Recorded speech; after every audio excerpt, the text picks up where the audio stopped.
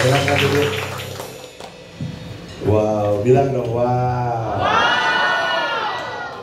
Ini pujian penyembahan luar biasa.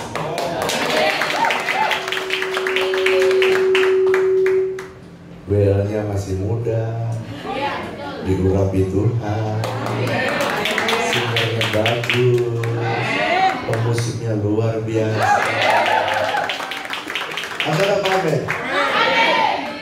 Tadi saya tanya pembukaan, siapa itu presenter Cilegon? Ternyata Loam si Manjuri. Udah kayak Metro TV aja itu. Saudara ya, di Cilegon ini, kalau saudara mau bertumbuh, pertahankan hadirat Tuhan. Sebab yang bisa menarik jiwa itu hanya satu, Tuhan. Kalau kau jaga hadirat Tuhan, orang tuh haus ketemu Tuhan tuh rindu. Gitu ya, jaga. Oke, hari ini saya akan menyampaikan bagian yang keempat, serial yang keempat dari serial Walking with God atau berjalan dengan Tuhan.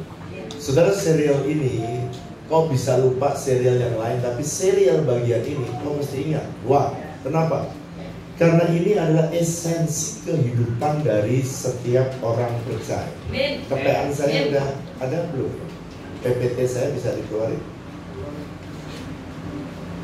Karena kalau saudara bisa berjalan dengan Tuhan, saudara akan melihat banyak pertolongan Tuhan dalam hidup saudara. Saudara akan bisa jalan dengan Tuhan dan saudara lihat pertolongan Tuhan itu bukan gini ya. Kalau ada pendeta datang baru ada mujizat. Enggak. Saudara bisa day by day. Saudara bisa menikmati Tuhan itu setiap hari. Nah, bagian yang bagian yang keempat. Terima kasih. Nah, yang bagian keempatnya saya beri judul Working with God atau berjalan dalam pekerjaan saudara dengan Tuhan. Tapi sama anak saya diubah judulnya menjadi work. Ya saya nurut aja lah yang muda. Sekarang kan kasih kesempatan yang muda, betul nggak? Jadi dia maunya judulnya kerja. Saudara dengar siapa nih? Oke.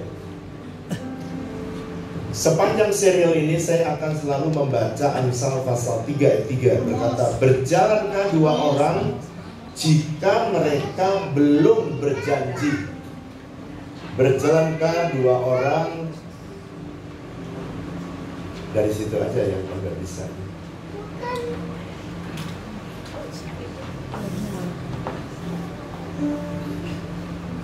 Ya, tolong. Kayaknya perlu beli yang baru ya.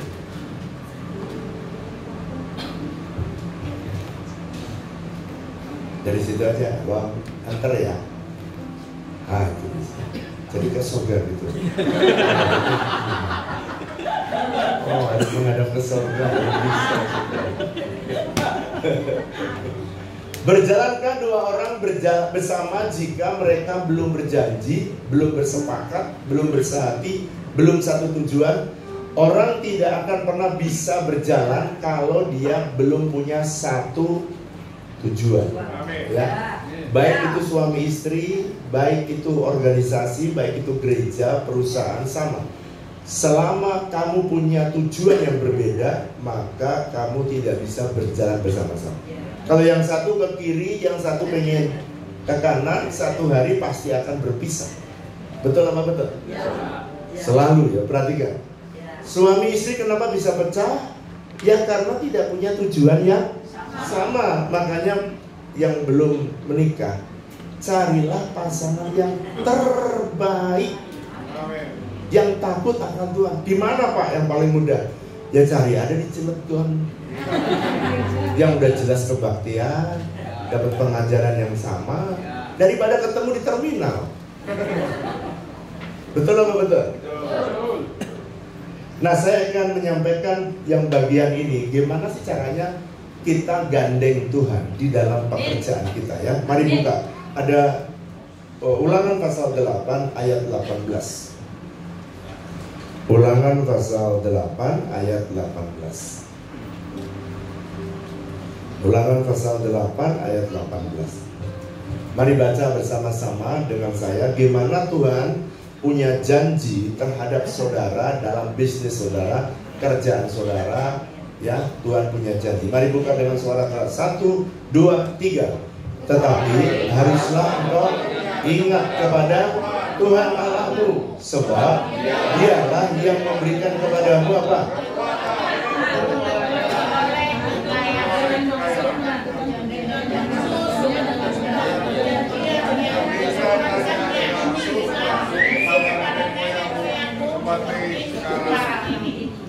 Wah, keretanya gak bareng. Lokomotif sama gerbong enggak. Tuhan memberikan kepada kita, perhatikan, kekuatan. Katakan bersama saya, kekuatan. Jadi Tuhan berikan kepada kita kekuatan. Tuhan gak kasih duit, tapi Tuhan kasih kekuatan. Untuk memperoleh apa, saudara? Kekayaan. Dengan tujuan supaya dia bisa, saudara ketahui bahwa dia yang berjanji itu menepati. Kalau dia berikan kekuatan untuk memperoleh kekayaan, berarti Tuhan senang saudara itu kaya. Kenapa Pak? Ya ini Tuhan memberikan kepada kita apa tadi? Kekuatan. Di dalam bahasa Inggris dipakai kata the power to get wealth atau kuasa. Jadi saudara itu diberi kekuatan untuk memperoleh kekayaan. Wih, iya bener. Ini kalau ke surga bisa Pak, sini nggak bisa Pak. Cilegon harus ke surga dulu baru ke sini. Satelitnya di sana ini. Kalau yang lain harus ke sana saudara. Hanya Cilegon yang harus ke surga. Satelitnya ke sana. Jadi nanti saya akan ceritakan ya. Ada 8 kekuatan. Hari ini tidak mungkin saya buka semuanya. Saudara pengen lebih dalam, saudara ikut kelas transformation class yang isi 02. Nanti akan lengkap. Sebab kenapa saya bicara ini? Pertama, karena ternyata jemaat banyak yang pengen mengerti bagaimana mereka bisa diberkati. Nah, 8 kekuatan itu apa? Nomor 1, kekuatan yang pertama adalah bekerja. Kalau saudara pengen tahu 8 kekuatan itu apa saja, nomor 1 bekerja, ya. Nomor 2 mengelola. Saudara mesti bisa mengelola. Kalau Anda nggak mempunyai kemampuan mengelola uang, dikasih duit seberapa juga hilang, habis. Ketiga, memberi. Saudara harus belajar untuk memberi, ya.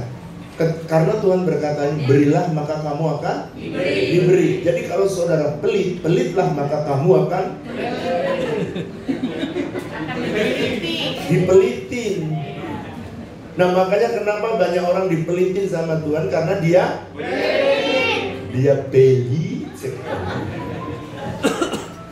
Yang keempat, hikmat. Saudara perlu hikmat. Yang kelima, saudara perlu mendapatkan kekuatan berkata-kata. Berkata-kata, saudara, itu omonganmu itu bisa menciptakan kamu untung atau buntung, saudara hidup atau mati, ya. Karena Alkitab tulis hidup dan mati dikuasai lidah. Caramu berkata-kata itu menentukan. Kalau ditanya gimana kabarnya, luar biasa. Jangan gimana kerjaan kamu, bisnis kamu, ya lagi bokeh. Kalau saudara bilang bokeh, ya jadilah sesuai dengan perkataan. Saudara, sesuai berkata-kata adalah kekuatan. Amin. Yang keenam, mengandalkan Tuhan. Keenam atau kelima? Keenam ya. Mengandalkan Tuhan. Yang ketujuh, belajar mengucap syukur. Ya, mengucap syukur. Keadaan belum berubah, tapi kalau saudara mengucap syukur, saudara tiba-tiba mengubah keadaan. Amin. Ya. Yang terakhir, yang ke-8, investasi. Saudara mesti belajar kalau punya duit, jangan dihabiskan semua. Ya, jangan diciak semua. Kalau saudara ciak semua, Anda nggak punya tabungan, Anda nggak bisa investasi. Nah, kalau belajar investasi, saudara membuat uang bekerja bagi dirimu. Ngerti ya? Orang Kristen tuh punya 3 income. Income pertama namanya active income. Active income itu income yang saudara terima pada waktu saudara kerja. Ya. Kalau Pak Yuda, aktif income-nya lele. Lele bekerja bagi Pak Yuda. Lele beranak buat Pak Yuda. Lele berkembang buat Pak Yuda. Tapi setelah dapat duit, jangan dihabisin. Makan secukupnya. Lalu saudara sisihkan, ditabung. Setelah ditabung banyak, saudara investasi.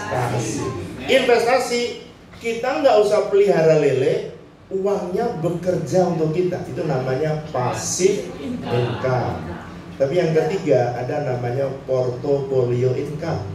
Portfolio income itu apa, Pak? Saudara kalau beli apartemen, beli rumah, dulu misalnya rumah saya dulu harganya 28 juta. Sekarang Anda bisa nggak beli rumah tanah 200 atau 190-an, lalu kemudian ada rumahnya harganya 28 juta, bisa nggak? Nggak bisa. Sekarang minimal berapa tuh? Ukuran 200? Hah? 1M. Kalau di BSD sudah 2,5 miliar minimal. Dulu 28. Nah, aset kalau saudara beli duit 28 juta, saudara belikan rumah waktu itu, sekarang udah menjadi 2 miliar. Nah, itu namanya portfolio income. Kalau Anda jual, Anda income-nya nambah, padahal Anda nggak ngapa-ngapain. Makanya saudara perlu belajar investasi. Oke, sekarang saya masuk bagian 1. Dari 8 tadi saya bicara 1 saja hari ini, yakni apa? Bekerja. Coba kita membaca gimana sih dulu program atau desain Tuhan, kenapa manusia bekerja, ya. Kejadian pasal 2. Kejadian pasal 2. Kejadian pasal 2 ayat yang ke-15 sampai ayat 17. Gimana sih dulu kerja itu? Sekarang ya ada orang bekerja untuk dapat duit. Lalu kemudian untuk apa Pak kamu karena kerja? Ya bayar cicilan gitu.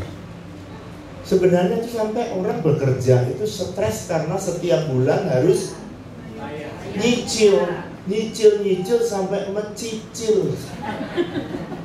Tahu mencicil? Itu bahasa Ibrani. Artinya matanya melotot. Itu artinya mencicil. Itu bahasa Jerman atau bahasa Ibrani itu ya. Nyicil sampai mencicil. Pak Sabar nggak tahu itu Pak Sabar. Pak Narson tahu mencicil? Tahu ya? Nanti tolong terjemahin kalau ada bahasa Jerman keluar ya. Coba ya baca. Gimana sih desain Tuhan untuk saudara dan saya bekerja? Jadi bekerja itu bukan perintah Tuhan setelah manusia berdosa, bukan. Kejadian 3:15 itu start manusia berdosa. Kejadian 2 itu dia masih ada di Taman Eden. Itu desain Tuhan. Mari baca. Saya baca ayat 15, saudara 16, 17 bareng-bareng. Tuhan Allah mengambil manusia itu dan menempatkannya di dalam Taman Eden untuk mengusahakan, garis bawah dia mengusahakan dan memelihara taman. Ayat 16 saudara baca. Lalu Tuhan Allah memberi perintah ini kepada manusia. Semua pohon dalam taman ini boleh kau makan buahnya dengan bebas. Ayat 17 rame-rame 1, 2, 3. Tetapi pohon pengetahuan tentang yang baik dan yang jahat jangan, sebab pada hari engkau memakannya pastilah. Nah, Ini rule, cara kerja kalau mau gandeng Tuhan. Kalau saudara mau gandeng Tuhan, Tuhan bilang gini, "Dan aku beri kamu kekuatan." Perhatikan ya, laki-laki perhatikan. Wanita tidak diciptakan untuk bekerja cari duit, enggak. Yang disuruh siapa? Adam. Makanya Adam harus bekerja. Makanya kalau wanita di rumah tidak bekerja, pelihara anak, dia happy aja. Tapi kalau laki-laki tidak bekerja di rumah, merawat anak, stres dia. Karena memang dia diciptakan untuk bekerja. Tapi kalau wanita pengen bekerja, membantu suaminya, boleh. Itu sunnah. Sunnah, ngerti sunnah? Dilakukan boleh, tidak juga boleh. Tergantung suami. Kalau suaminya berkata, "Jangan, kamu di rumah aja, rawat anak, pelihara rumah. Pokoknya saya pulang dari kolam lele, rumah harus bersih, dan ikan lele harus sudah tergoreng dengan rapi, dengan sambal dan lalap." Ya. Soalnya waktu saya berkunjung ke sana, saya dikasih lele, ya wow, haucet secingping. Pernah nggak sih digorengin lele jemaat? Sering. Oh sering ya. Kira-kira saya aja. Nah, Tuhan bilang gini sama Adam, "Dan aku kasih kamu Taman Eden ya. Kamu usahakan." Artinya mengusahakan dan memelihara. Ini sama dengan bekerja. Jadi Tuhan yang memberi pekerjaan. Jadi Tuhan yang menyediakan. Mari katakan bersama saya, rencana Tuhan sejak awal Tuhan menyediakan bisnis, pekerjaan untuk kita, supaya kita diberkati. Kenapa bekerja kok menjadi kekuatan? Perhatikan ini. Karena Rasul Paulus sampai bilang, kalau kamu tidak mau bekerja, jangan kamu makan. Itu kan serius.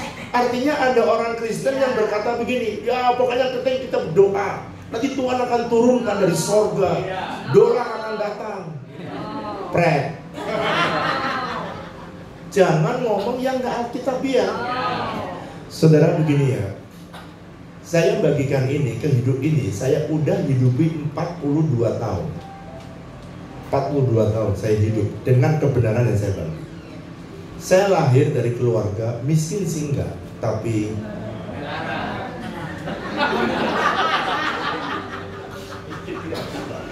melarat.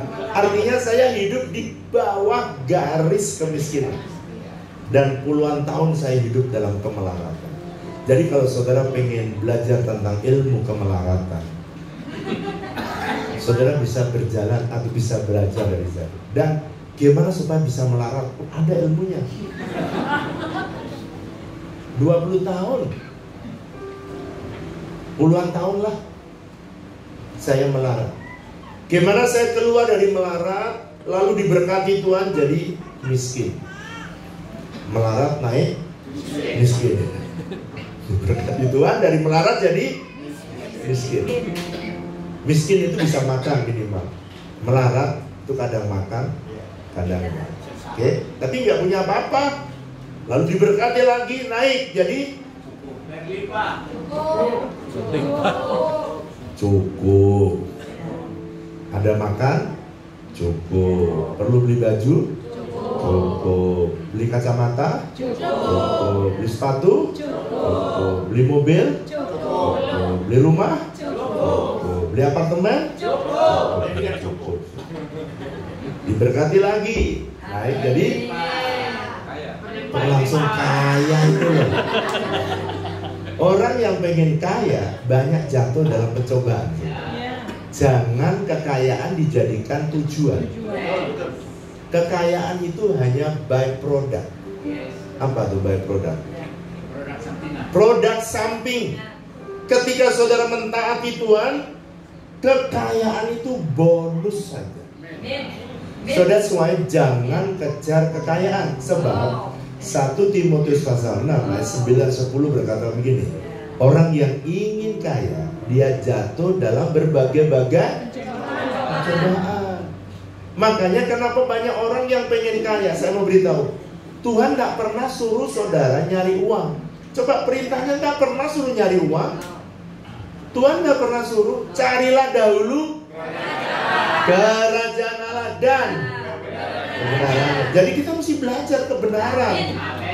Dan kalau saudara tahu ini, saya mau beritahu, saya rasa sih jemaat tuh harusnya nggak ada yang miskin. Kenapa saya mengajar ini? Bahkan banyak pendeta yang belajar apa yang saya ajarkan ini. Karena ini, ketika kita tidak tahu kebenaran, kita itu tetap terbelenggu. Tapi Yohanes pasal 8 ayat 32, kalau kamu mengerti kebenaran itu akan memerdekakan kamu.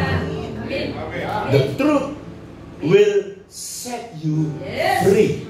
Saudara itu akan bisa merdeka, saudara akan bisa bebas.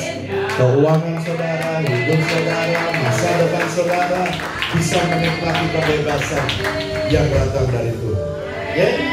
Nah, kata mengusahakan itu dalam bahasa aslinya. Kalau saudara pengen belajar lebih dalam, kata mengusahakan itu dipakai kata abad. Punya 5 arti abad itu.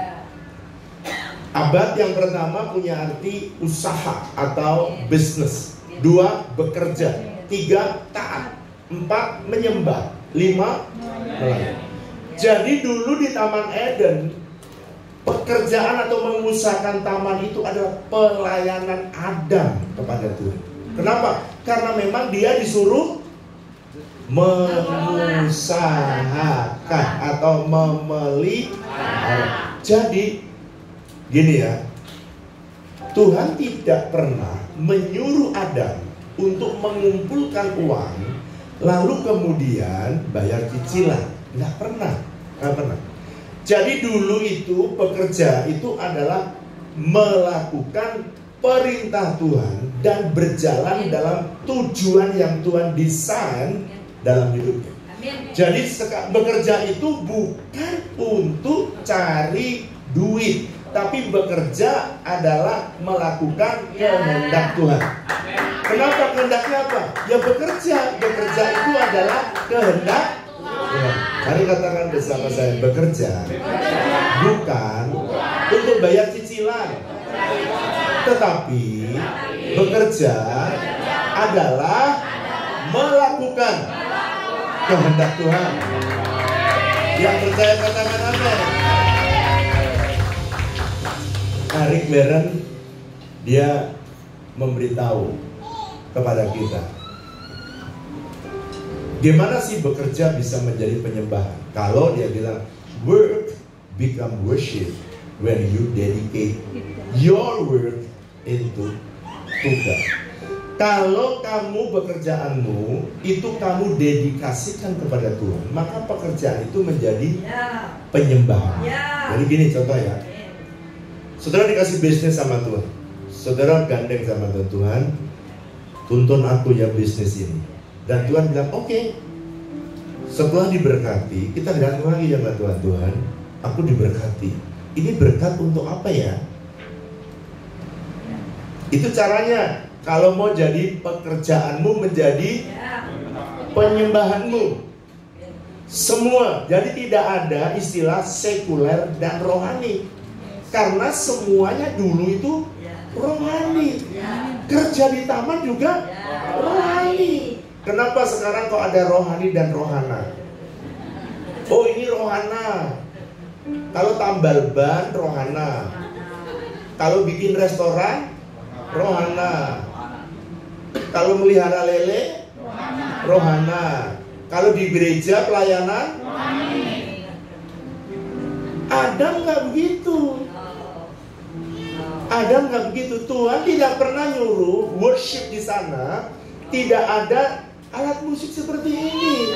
Ya, pekerjaan yang didedikasikan kepada Tuhan itulah yang menjadi penyembahan. Tepuk tangan buat kita. Katakan amin.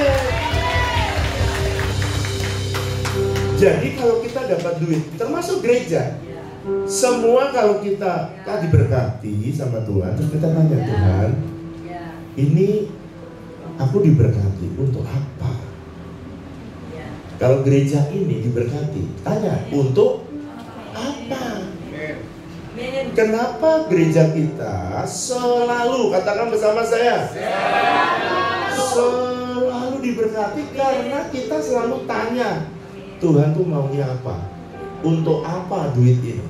Kalau ada jemaat-jemaat, Tuhan mau diapain tuh jemaat?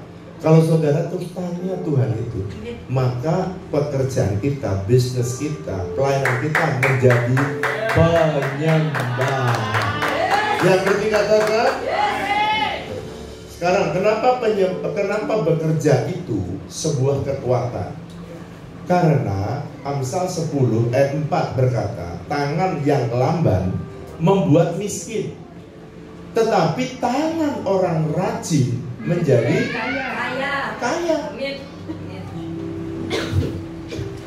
Nah saudara, dari ayat ini saja saudara tahu,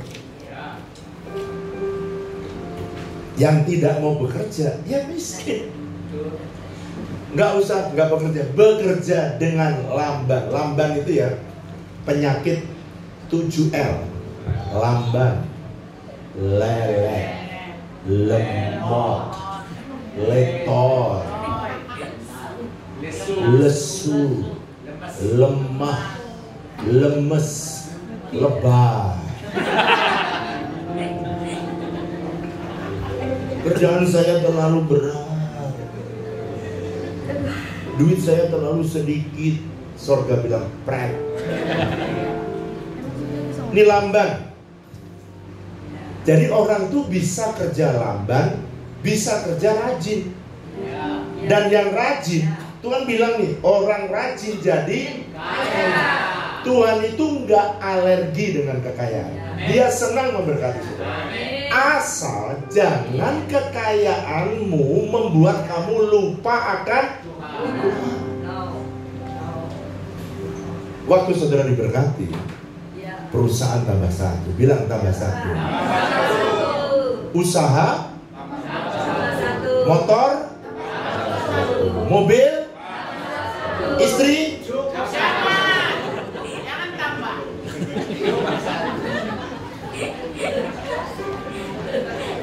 Saya tanya, ada nggak orang yang makin diberkati istrinya tambah satu? Ada nggak? Ada juga. Banyak. Astagfirullahaladzim. Ibu jangan tambah ya Bu ya. Kalau saya satu aja kata Bapak. Tos, coba tos sama suaminya.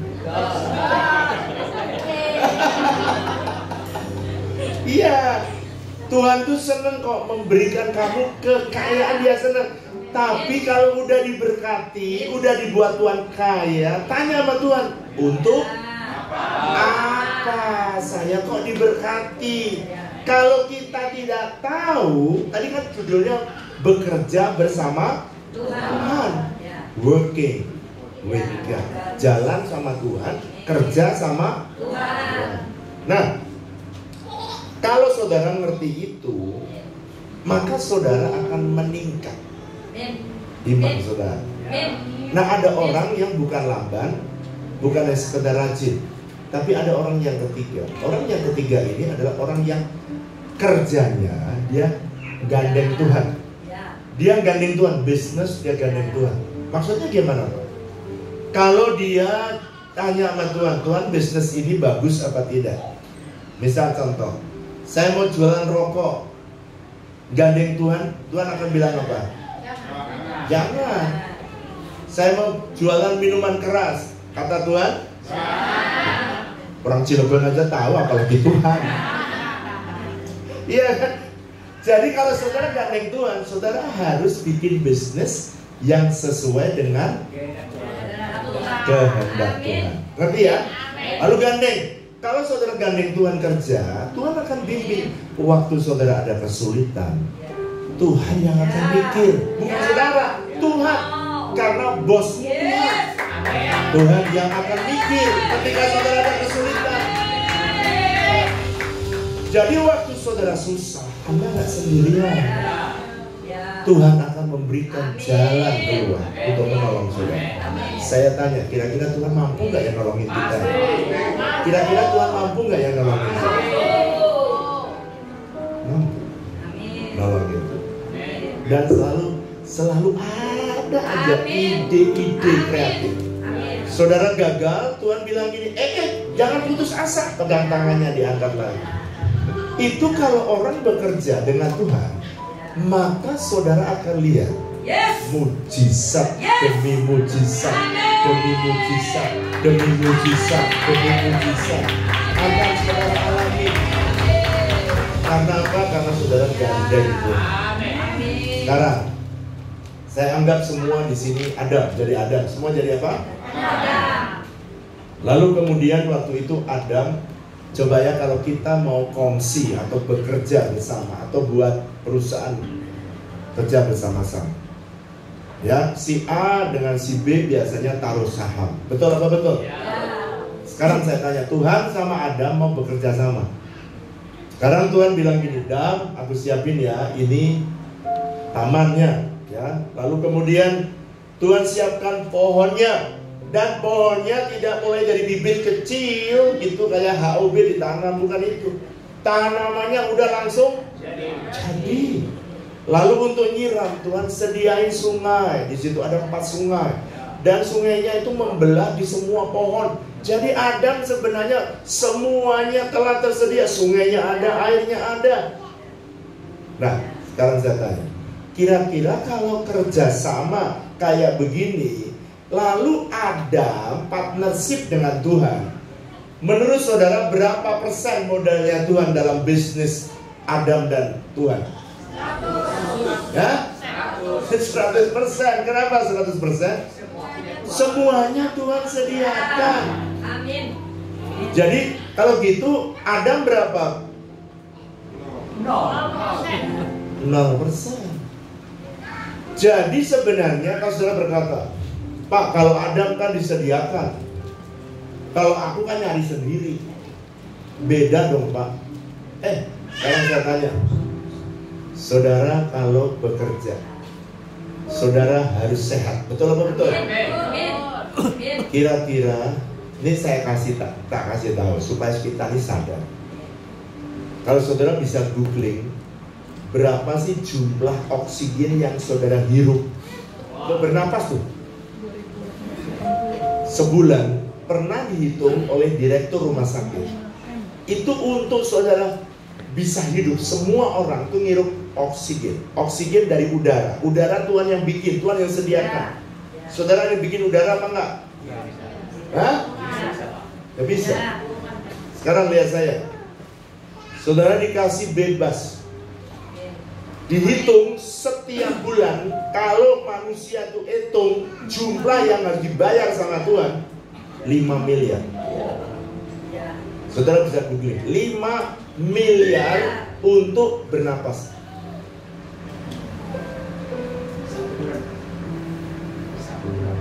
Satu bulan. 2 bulan 10 miliar. Jadi sebenarnya saudara ini orang kaya. Coba bilang gini, saya ini jelek-jelek begini, orang kaya.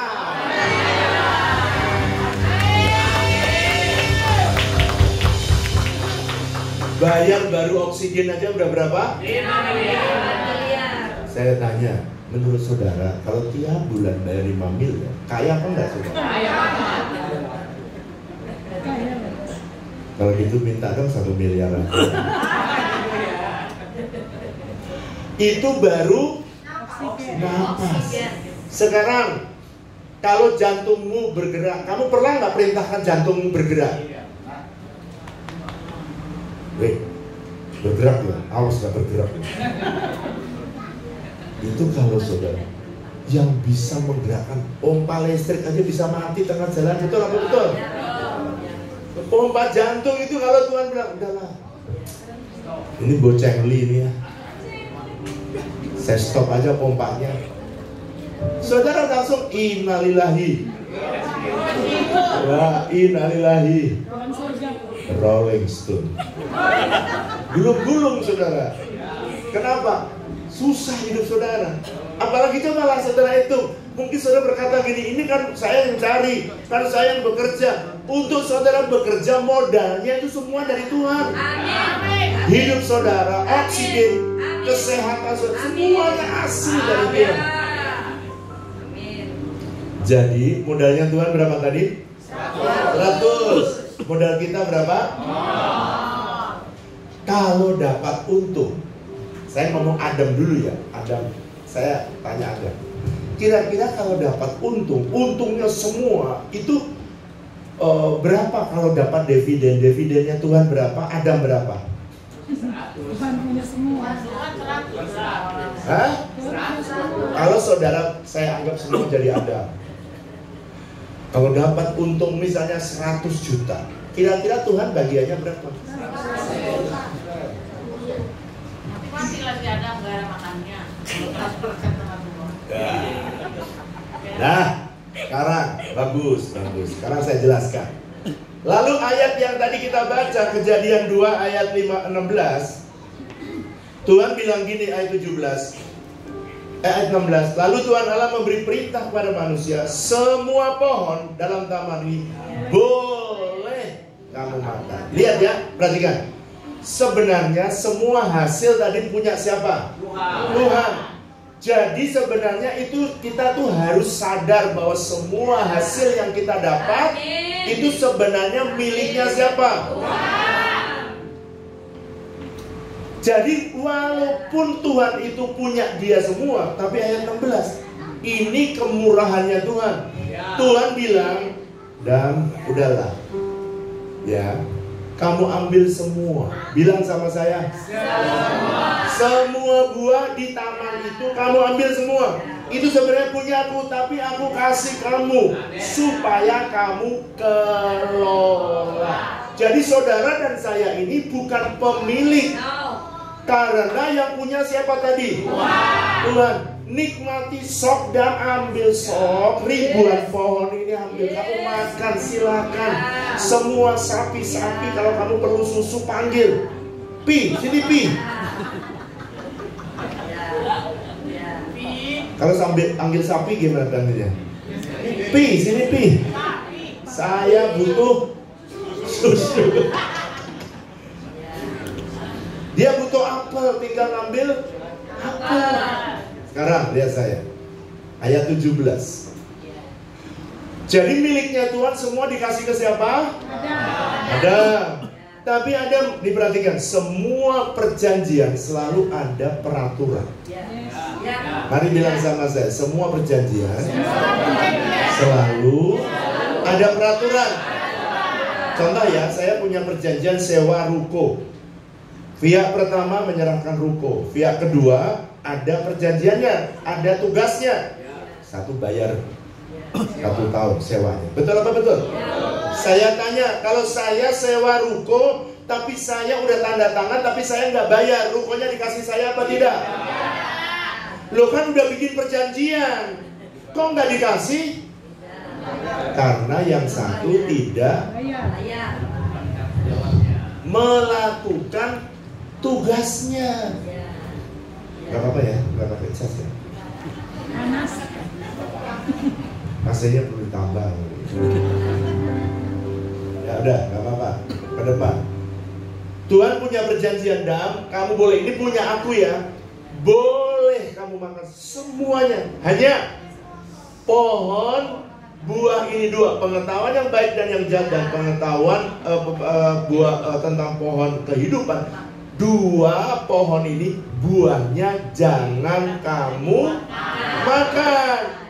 Ribuan ini boleh kamu makan. Yang dua jangan. Saya tanya, kalau saudara jadi Adam, saya tanya saudara, buahnya nggak tahu sih jenisnya. Tapi Tuhan bilang, yang dua jangan. Yang lain boleh, ribuan, puluhan ribu pohon itu silakan kamu ambil. Tapi yang dua ini jangan. Lalu anggaplah misalnya, saya nggak tahu buah apa, nggak ditulis, buah pengetahuan yang baik dari pohonnya bentuknya apa, saudara nggak tahu. Lalu misalnya ternyata buahnya itu durian musangking. Misalnya, terus tiba-tiba saudara lihat di Taman Eden itu semua jadi apa tadi? Jadi Adam. Lalu tiba-tiba pas lagi bersihin pohon itu, tiba-tiba durian musangking jatuh. Diambil apa tidak? Astagfirullah.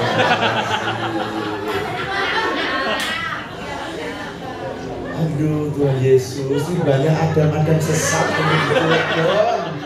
Udah dikasih tahu dua pohon itu jangan pernah kamu ambil dan makan, karena kalau sekali kamu ambil dan kamu makan, kamu akan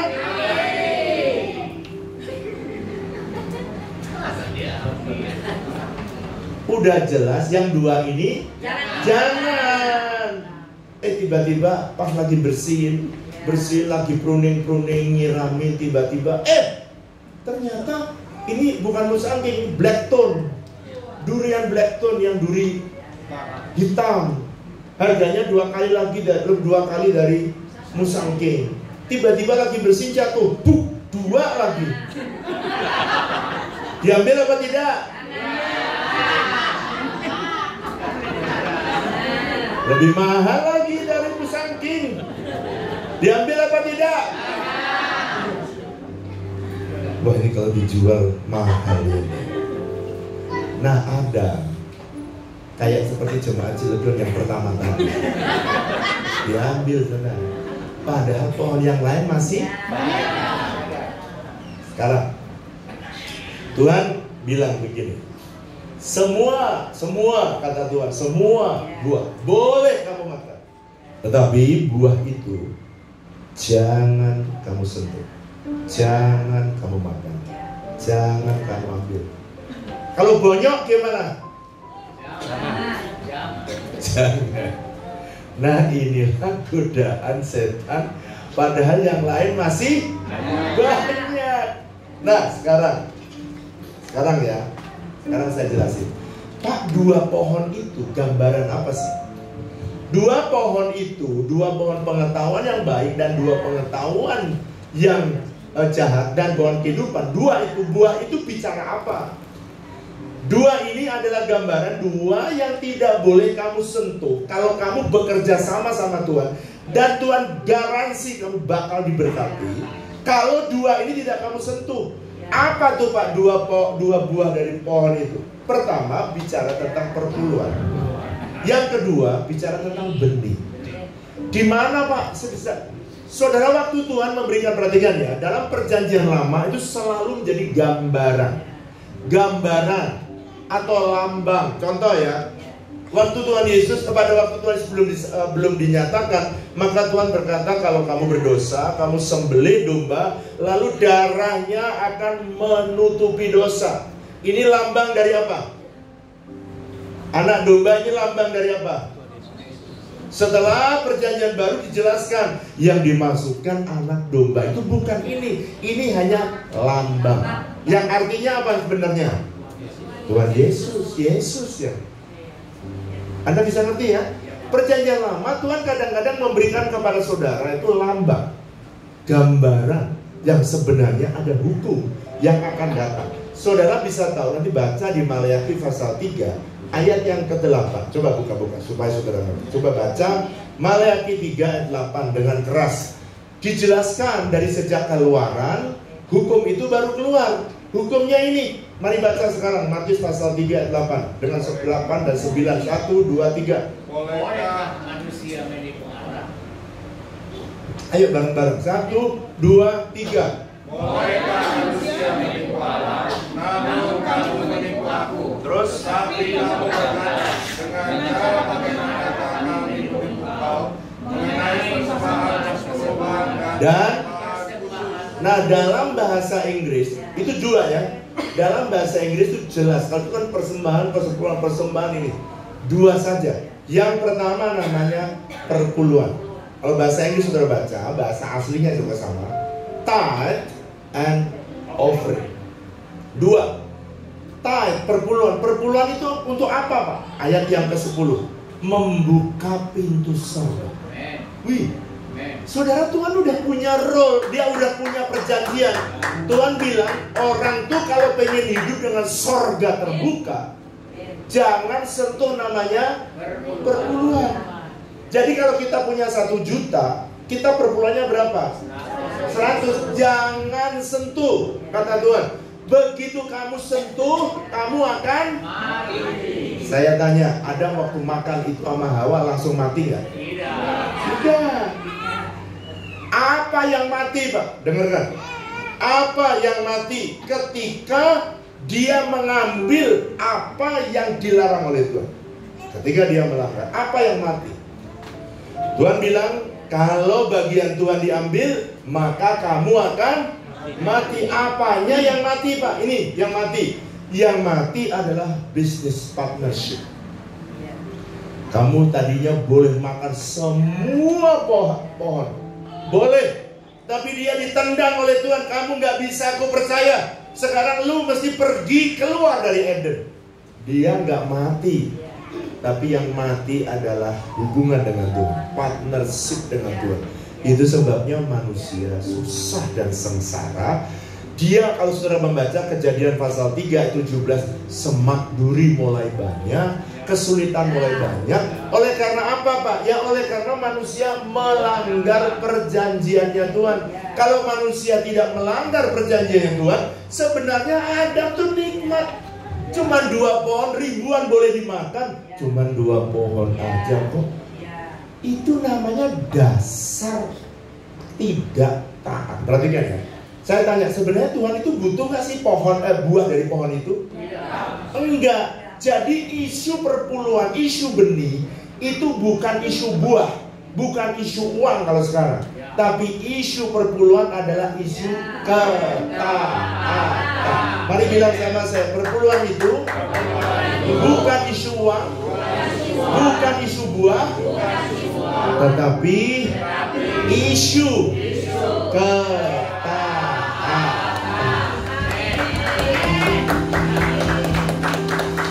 Kalau saudara tanya, Pak, kapan Bapak keluar dari kemelaratan? Waktu saya, orang tua saya masih melarat. Waktu saya dengar kebenaran ini, saya mulai melangkah. Saya masih ingat, waktu usia saya tingkat 1 dan 18, mau naik tingkat 2, Tuhan bilang, dari pendeta itu khotbah, bawa persembahan persepuluhan dalam rumah perbendaharaan. Ujilah aku firman Tuhan semesta alam. Waktu saya dengar itu, saya pulang, saya marah. Saya bilang begini, itu pendeta nggak tahu diri. Saya itu tidak usah beri perpuluhan aja, udah tidak cukup. Saya itu dapat 30.000 dari orang tua saya. Untuk apa 30.000? Untuk makan, untuk bayar ujian, untuk fotokopi bahan kalau ada ujian. Jadi kalau ada ujian, biasanya saya kurangi makan saya. Kalau ada fotokopi, makan saya skip. Makanya saya dulu kurus sekali. Kenapa? Ya karena yang lain makan 3 kali, saya makan cuma sekali. Apalagi kalau ujian 2 kali, itu bisa nggak makan. Ibu Flora, bandingannya ya, Ibu Flora, dia dapat 140.000, jadi 4 kali lipat dari saya. Saya 30.000, dia 140.000. Itu pun bayar fotokopi dikasih duit. Itu untuk makan. Bayangkan saya 30.000 all in. Apa aja harus bayar. Saudara, waktu saya pulang ya, itu pendeta nggak tahu ya bahwa saya ini lagi susah. Nggak beri perpuluhan aja nggak cukup, apalagi ngasih perpuluhan. Tambah melarat. Minggu berikutnya pendeta lain lagi. Kok ya bisa saya duduk di paling belakang? Jemaat saya ngerti kenapa ada yang suka paling belakang, karena saya juga dulu sukanya di belakang. Kalau ada pendeta khotbah itu minimal tuh bisa noleh, bisa ada ketutupan gitu. Lalu dia berkata, kalau kamu mau berubah nasib kamu, bawa persembahan persepuluhan, jangan ambil miliknya Tuhan. Saya pulang, dalam hati saya, kenapa sih? Kok saya tidak pernah ada cara yang lain gitu loh, supaya saya keluar dari kemelaratan. Apa Tuhan nggak tahu? Itu pendeta nggak tahu bahwa saya lagi susah. Wah, enggak beri perpuluhan aja, nggak usah dipotong. Di otak saya berkata, itu aja sudah kurang, udah sulit. Saya pulang, ketika lagi saya pulang, saya dengar suara Tuhan bicara. Nah, burung pipit aja aku pelihara. Kalau kamu taat, minimal kamu taat, aku akan memelihara. Bukankah kamu lebih ganteng dari burung pipit? Saya bangkit saudara, dan saya berkata kepada, oh iya Tuhan, saya lebih ganteng dari burung pipit. Makanya dipilih sama Bu Flora. Kenapa? Karena lebih ganteng dari burung pipit. Kalau saudara belum dapat pacar, tenang. Selama saudara lebih ganteng dari burung pipit, lebih cantik dari burung pipit, pasti laku. Kok Pak Surya yang tepuk tangan? Pak Surya mah udah laku, Pak. Dah, saya pulang besoknya. Saya bawa, kalau 30.000 berapa duit perpuluhan? 3.000. Saya membawa 3.000 itu 1.000. Itu seperti bawa 1 kilo emas. Ludah. Tapi yang suaranya di sini. Ludah. Itu rasanya sulit. Saudara tahu? Dari sejak itu, saya tidak pernah melihat dalam hidup saya. Sejak hari itu, saya benar-benar menikmati. 6 bulan saya taat. Tiba-tiba saya nggak dapat kiriman dari Tuhan. Dan saya bilang begini, Tuhan, lu katanya kalau beri perpuluhan itu diberkati, kok malah diberkati? Saudara tahu, saya masih ingat, saya nggak makan karena nggak ada duit. Terus saya berdoa, Tuhan, kalau sampai Tuhan nggak kasih aku makan, ini lapar ya Tuhan, saya akan makan daun-daun di pagar-pagar itu. Karena saya kos di pinggir sawah, ada pagarnya, saya akan makan daun-daun itu. Tapi saya bilang, loh, saya kan bukan anak embet, saya kan anak Tuhan. Wah, saat itu saya bangun, kembali percaya kepada Tuhan. Saudara tahu gimana caranya Tuhan menolong? Tiba-tiba ada persekutuan mahasiswa, dibagilah itu amplop-amplop. Lalu kemudian semua mahasiswa yang miskin datang, Pak. Dan saya nggak datang karena saya lapar, karena nggak punya duit. Lalu ada kakak pembina saya ngambil 1 amplop. Lalu dia mulai ngambil 1 amplop. Semua yang miskin ngambil 1 amplop. Lalu kemudian ketika dia lagi pulang membawa uang itu, tiba-tiba Tuhan bicara sama dia, Midas, kenapa kamu membawa uang itu? Loh, kan semua dikasih Tuhan. Ada yang lebih miskin dari kamu. Siapa Tuhan? Siapa lagi kalau bukan Wiryo? Wah, dia balik. Langsung balik dan dia lihat saya lagi berdoa. Dia pikir saya lagi berdoa, slain in the spirit. Padahal rebah karena lapar. Lalu dia kasih uang itu 15.000. Saya bangun ketika saya sobek ada 15.000.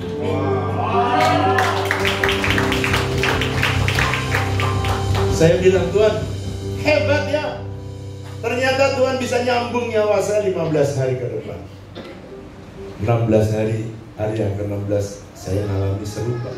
Karena orang tua saya bilang, Bapak Ibu belum bisa ngirim. Kalau ada yang bisa dijual, saya udah tahu di rumah kalau bisa dijual, ada yang bisa dijual dia pasti jual. 16 lapar lagi, 17 sangat lapar. Hari yang ke-18, ada orang saya sampai sekarang belum tahu siapa yang naruh amplop lagi yang kedua. Tapi saya buka, isinya 15.000. Saya bilang ini, Tuhan, kok bisa tahu ya jatahku 30.000 sebulan? How can? Gimana itu? Sejak itu, saya sebagai mahasiswa, orang tua saya masih melarat.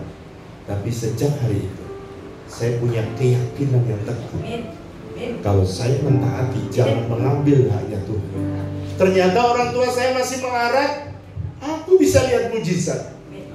Dan minggu berikutnya saya dipanggil sama Purek 3. Dan saya dipanggil, Wirya, kamu dapat beasiswa selama 4 tahun. Jadi saya naik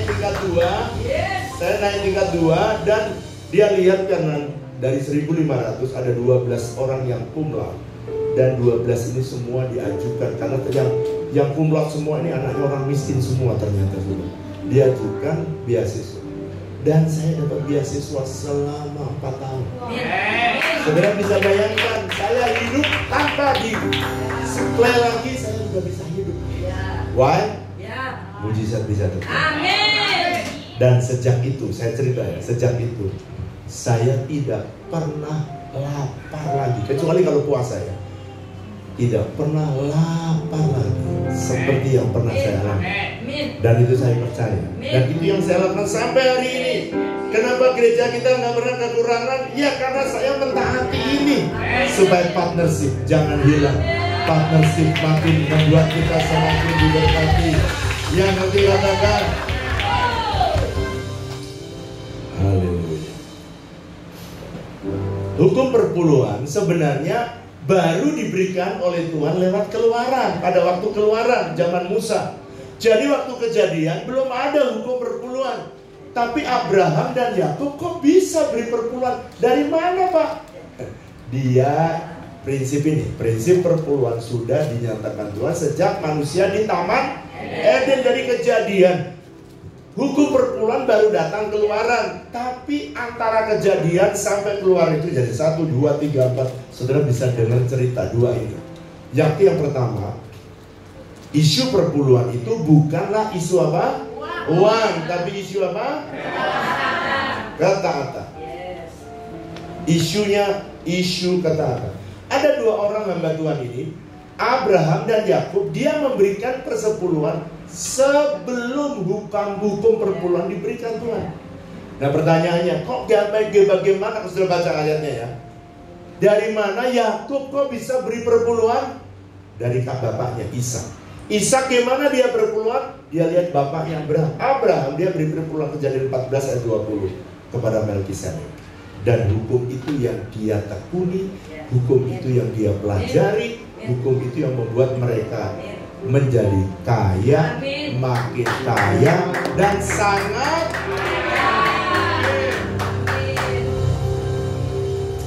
Nah, pertanyaan terakhir. Ada orang berkata, oh itu perpuluhan itu kan hukum Taurat. Itu pada zaman Keluaran. Sebelumnya udah ada. Jadi perpuluhan itu bukan hukum Taurat. Karena sebelum hukum Taurat sudah ada orang yang memberi perpuluhan. Sekarang ada yang bilang gini, perpuluhan itu kan Taurat, perjanjian lama. Perjanjian baru nggak ada. Saudara baca di Matius 23 ayat 23. Yesus bilang gini, orang Farisi itu dia taat memberi perpuluhan, tapi dia mengabaikan keadilan, kasih, dan ketaatan. Belas kasihan dia lupakan. Perhatikan, Yesus bilang gini ayat 23. Yang satu harus dilakukan, yang lain jangan diabaikan. Artinya apa? Perpuluhan kamu harus lakukan, tapi juga yang hukum kasih jangan kamu lupakan. Makanya di gereja ini saya ajari saudara balance. Saudara memberi perpuluhan, tapi juga berbelas kasihan kepada orang susah, orang miskin. Kenapa kita membangun klinik, membangun HOB untuk memberi makan orang-orang yang miskin, orang-orang yang susah. Air HOB, setiap kali kau minum air HOB, kamu menolong orang-orang miskin, orang susah. Ya. Kenapa? Karena Yesus berkata, perpuluhan harus kamu lakukan, belas kasihan jangan kamu lupakan. Pak, kalau gitu gimana caranya saya berbelas kasihan pada orang? tadi ada dua. Satu apa tadi? Perpuluhan. Yang kedua apa? Benih. Persembahan, semua persembahan itu jadi benih. Benih untuk apa, Pak? Untuk pelipat gandaan aset saudara. Saudara akan dilipat gandakan aset saudara kalau saudara punya benih. Kalau petani datang, dia dapat itu banyak. Terus petani itu kemudian semua padinya dimakan. Saya tanya saudara, besok tahun depan ada tuayan apa tidak? Iya. Ini kebanyakan orang yang bertanya kepada saya, Pak, kenapa saya kok nggak ada berkat di tahun ini? Karena kamu tidak rajin nabur benih. Itu sebabnya di gereja selalu saya ajari, jangan sampai lewat. Orang keuangan selalu saya panggil. Minggu pertama setiap bulan kamu hitung semua berkat Tuhan di bulan lalu. Hitung ya.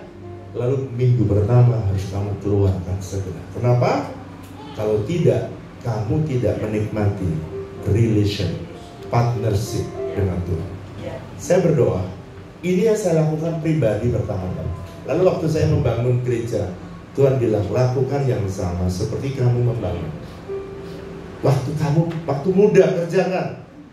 Lalu waktu kita bangun resource kita, saudara tahu kita mengerjakan yang sama. Saya beritahu mereka bawa perpuluhan. Waktu bangun HOB, jangan lupa ya kamu beri perpuluhan. Menyiksa saya nanti kalau kamu gak beri perpuluhan. Dan saya tahu ini adalah cara bekerja sama dengan Tuhan. Orang Cilegon akan diberkati. Mari kita bangkit berdiri sama-sama.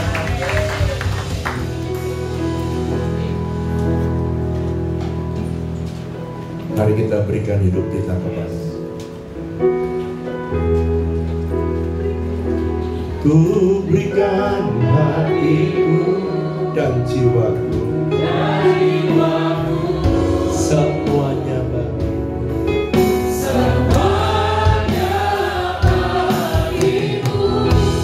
di dalam hidupku, setiap waktu nyatakan jalanku.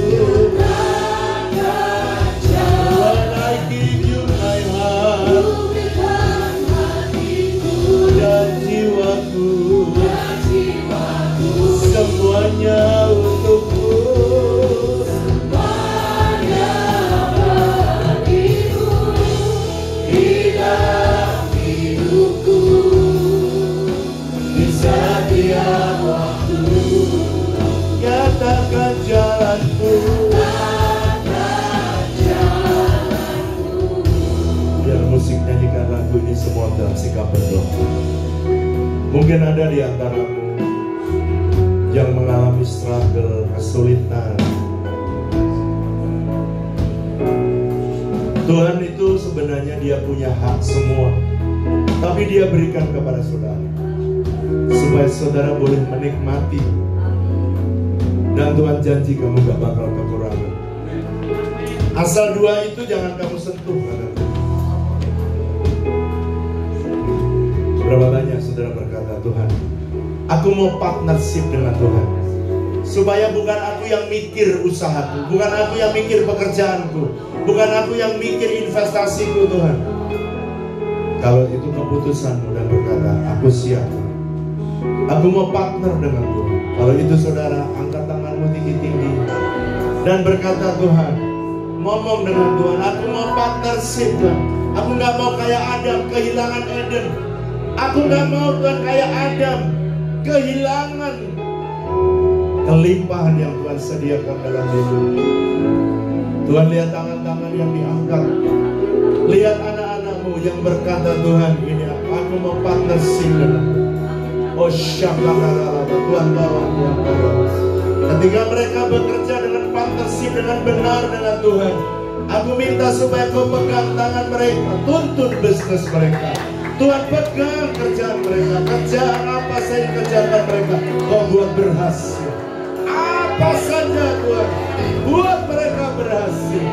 Oh syakalalala, oh rapasakalalala. Tuhan lawat jamah lawat.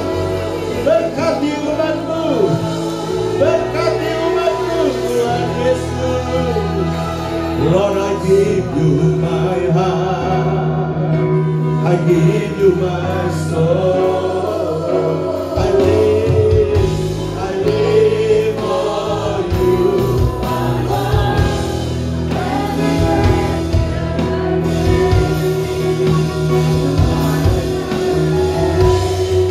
Lord, have your way, Lord, have your way. Ku berikan hatiku dan jiwaku, semuanya bagimu,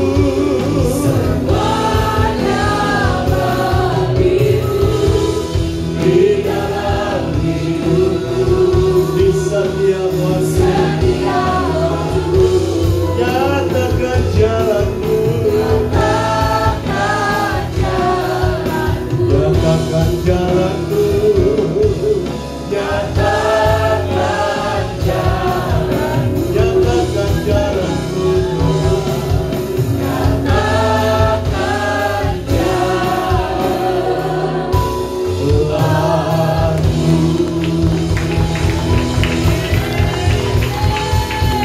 Sekarang jemaat, pulanglah dan terimalah berkat Tuhan. Diberkatilah hidupmu, diberkati keluargamu, diberkati kesehatan, diberkati pelayananmu. Biarlah berkat kasih karunia dan damai sejahtera berlimpah-limpah dari Allah Bapa, kasih dan cinta dari Tuhan Yesus, persekutuan yang manis dengan Allah Roh Kudus kiranya menyertai saudara sekalian mulai hari ini bahkan sampai selama-lamanya. Yang percaya sama-sama katakan